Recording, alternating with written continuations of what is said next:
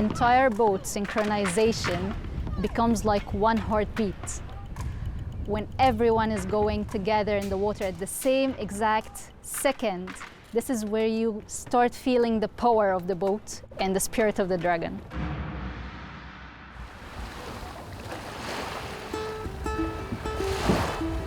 What gathers us usually is every Friday's practice.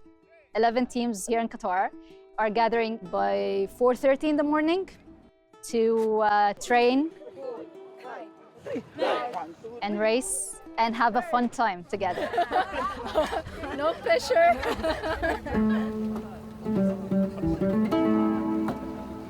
You are an ambassador of the team, right? So act like one, behave like one, be like one. Dragon Boat is about commitment, discipline, and respect. Respect for your team members and respect for the other teams as well. Hey! Attention!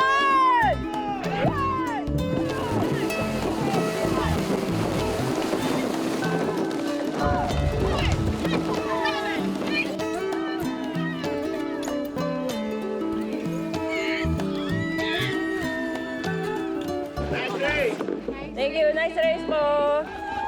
Sharing also commitment, respect, and discipline makes it a stronger community.